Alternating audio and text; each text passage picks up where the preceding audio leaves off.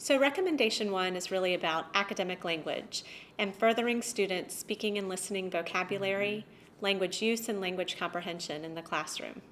So one important idea that we'll be thinking about in this unit is how we can help children develop inferential language. And by inferential language, we're talking about the language that we use to describe things that are not immediately present or directly stated in a text. So for example, when you are making an inference while you're reading or while you're listening to a speaker, you're having to connect the information they're giving you with something that you already know in your background knowledge. So that process of connecting those ideas together and coming up with something that's not directly there is one part of what we do when we think about using inferential language.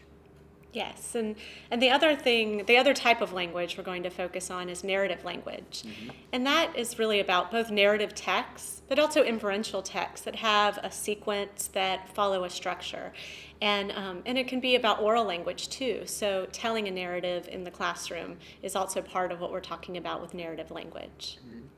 And we often think of narrative language when we think about story structure, but in this unit, we're going to really focus on helping kids build that narrative language in all kinds of texts and all kinds of forms of talking, because even when you're relating true or nonfiction information, you are having to you're having to think about how you can sort of clearly show a sequence of events, for example, that may be happening even if you're not talking about a story. Right, like retelling a text, but also telling what happened in a science experiment or something like that. Exactly. And then, of course, part of academic language is vocabulary. And so we're talking about the different types of academic vocabulary that are important to embed in classroom instruction and to help students access and acquire.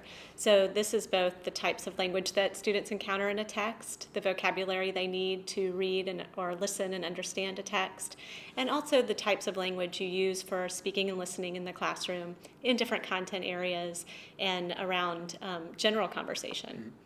And when we're talking about academic vocabulary, we're not just talking about words and the sort of semantic knowledge. We're also thinking about the structures of text that kids will encounter in school talk and also school text. Yeah.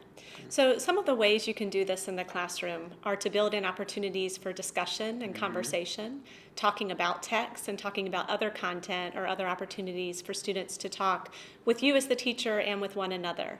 And as the teacher, you can really model inferential language, use of narrative, use of different types of vocabulary, and provide lots of opportunities for students to practice with those in the classroom.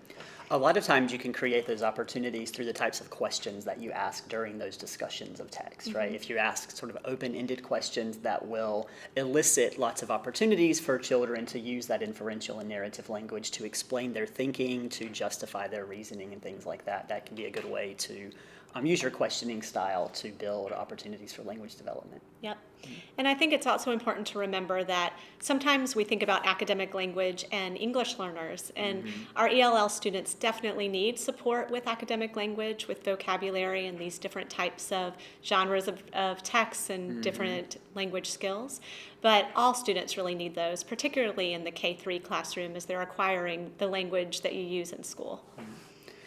And it's important to point out that this isn't just something you think about when you're teaching a reading lesson. These discussions that you can have that build these academic language skills can easily be integrated into your content area teaching as well. And you can really cultivate lots of talk in your science lessons and in your social studies lessons, in addition to the kinds of texts that you might be reading during your language arts block. Sure, building math vocabulary, retelling what happened in a social studies lesson, in a historical event or something like that, would all be part of this classroom language use that we're helping to foster. So we look forward to hearing all of your thoughts in the discussion and engaging with you more in this unit. Let's get started.